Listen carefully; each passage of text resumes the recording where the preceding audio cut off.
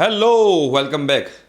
બેટા, આજે એક એવી ઇન્ફોર્મેશન હું આપવા જઈ રહ્યો છું કે જો તમે લોકો ગુજરાતના વિદ્યાર્થીઓ હોવ તો તમારી પાસે આ વસ્તુ હોવી જરૂરી છે. વિદ્યાર્થીના નામનું બેંક એકાઉન્ટ હોય તો વિદ્યાર્થીનું આધાર કાર્ડ જે છે એ વિદ્યાર્થીનું આધાર કાર્ડ એ બેંક એકાઉન્ટ સાથે લિંક કરેલું હોવું જરૂરી છે. જો તમારા લોકોને બેટા MYSY મુખ્યમંત્રી યુવા સ્વાવલંબન યોજનાની સ્કોલરશિપનો ફાયદો લેવો હોય, એના પછી CMSS એટલે કે ચીફ મિનિસ્ટર સ્કોલરશિપ સ્કીમનો ફાયદો લેવો હોય તો આ બધી વસ્તુની પ્રોસિજર તમારી પાસે હોવી જરૂરી છે. તો એમાંની એક પ્રોસિજર એ છે કે આધાર કાર્ડ જે છે એ વિદ્યાર્થીના બેંકના એકાઉન્ટ સાથે કનેક્ટેડ હોવું જોઈએ, વિદ્યાર્થીનું આધાર કાર્ડ. કેમ કે આ ડાયરેક્ટ બેંક ટ્રાન્સફર થાય છે, પૈસા વિદ્યાર્થીના નામના બેંક એકાઉન્ટમાં પૈસા ટ્રાન્સફર થાય છે. તો આ વસ્તુ કરવી જરૂરી છે. એના માટે શું કરવું એ હું તમને લોકોને અહીંયા ધ્યાનથી સમજાવવાનું છું. એકવાર બેટા તમે લોકો સમજી લેજો. આની જે લિંક જે છે એ લિંક હું ડિસ્ક્રિપ્શન બોક્સમાં મૂકી દઈશ, એટલે સીધું ઓપન થઈ જશે. બરાબર છે. જો વિદ્યાર્થીઓએ પોતાનું આધાર કાર્ડ બેંક એકાઉન્ટમાં કેવી રીતે લિંક કરવાનું અથવા નીચે મુજબ મેસેજ આવ્યો હોય તો શું કરવું, એવા સંજોગોમાં તમારા લોકોએ આ બહુ જ ઇમ્પોર્ટન્ટ વિડીયો તમારા માટે બની રહેશે. Your payment for MYSY scholarship could not be processed as your Aadhaar card is not linked with your bank. જો તમારું આધાર કાર્ડ જે છે બેંક સાથે લિંક નહીં હોય તો તમારો પૈસા તમારા એકાઉન્ટમાં ટ્રાન્સફર થશે નહીં. Kindly link your Aadhaar card within 7 days. Your payment will be done around 30 days after Aadhaar card linking. તમારો આધાર કાર્ડ લિંક થઈ જાય અને 1 મહિના પછી તમારા બેંકના એકાઉન્ટમાં પૈસા જમા થશે. વિદ્યાર્થીનું બેંકમાં આધાર કાર્ડ લિંક બતાવતું હોય, ભાઈ તમારા બેંકમાં તમારું જો આધાર કાર્ડ લિંક બતાવતું હોય પણ આ વેબસાઇટ જે છે resident.uidi.gov.in/bank મેપર વેબસાઇટ ઉપર જો લિંક ના બતાવતું હોય તો નીચેના ઉપાયોની મદદથી આધાર કાર્ડ બેંક સાથે લિંક કરવાનું રહેશે. આ વેબસાઇટ પર પણ તમારું આધાર કાર્ડ લિંક કરેલું બતાવેલું હોવું જરૂરી છે. શું કરવાનું છે? એના ઉપાય અલગ અલગ છે. પહેલું સોલ્યુશન, જ્યાં સુધી તમારું આધાર કાર્ડ લિંક ન થાય ત્યાં સુધી તમે તમારી બેંકને કહો. શું કહેવાનું છે? NPCI એટલે કે નેશનલ પેમેન્ટ્સ કોર્પોરેશન ઓફ ઇન્ડિયામાં આધાર કાર્ડનો ડેટા સેન્ડ કરે, તમારા આધાર કાર્ડનો ડેટા સેન્ડ કરે. જ્યાં સુધી બેંકમાંથી NPCIમાં આધાર કાર્ડનો ડેટા સેન્ડ નહીં થાય ત્યાં સુધી તમારું આધાર કાર્ડ લિંક નહીં થાય.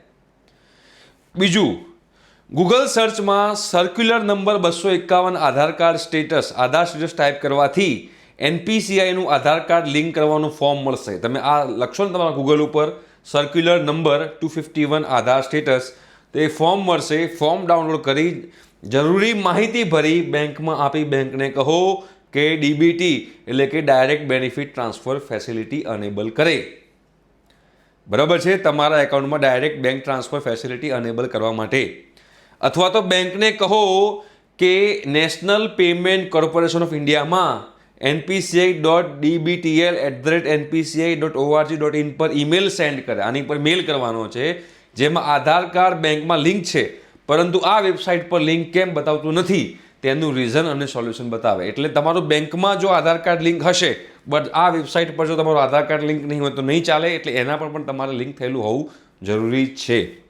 અથવા તો જો ઉપરના 3 સોલ્યુશનથી પણ આધાર કાર્ડ આ વેબસાઇટ પર લિંક ન બતાવતું હોય તો બીજી કોઈ પણ બેંકમાં NPCIમાં આધાર કાર્ડ લિંક કરી આપતી હોય તેવી કોઈ પણ બેંકમાં નવું ખાતું ખોલાવી દેવું. જો આ વેબસાઇટમાં ઉપરના 3 સોલ્યુશન પછી પણ આ જે વેબસાઇટ છે એ વેબસાઇટ પર તમારું આધાર કાર્ડ લિંક ના બતાવતું હોય તો બીજી કોઈ એવી બેંકમાં તમારે ખાતું ખોલાવી દેવાનું કે જે બેંકમાં NPCIમાં આધાર કાર્ડ લિંક કરી આપતી હોય. એ બેંકમાં તમારે આધાર કાર્ડ જે છે તમારું એકાઉન્ટ ખોલી દેવાનું. બરાબર.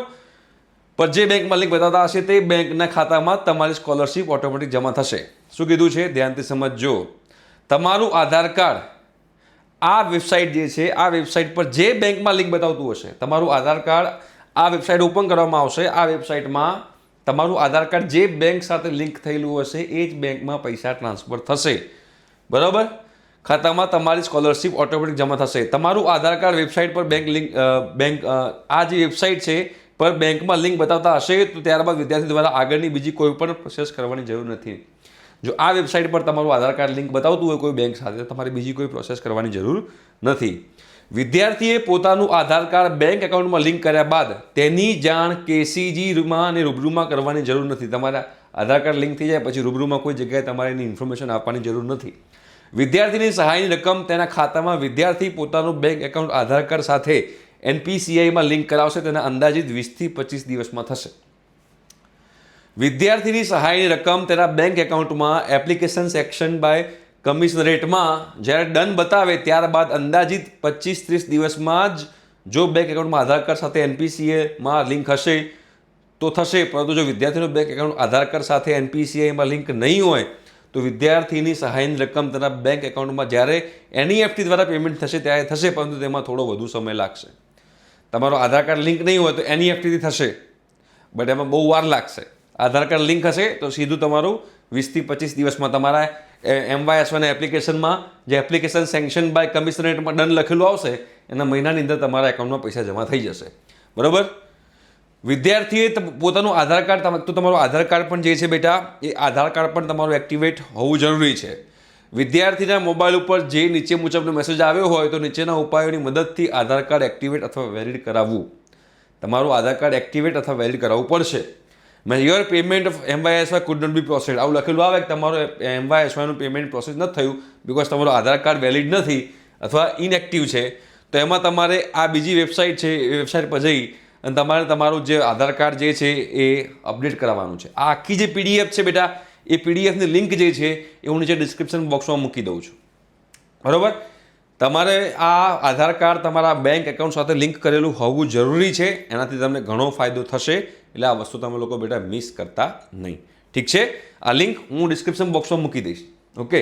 Thank you so much. By.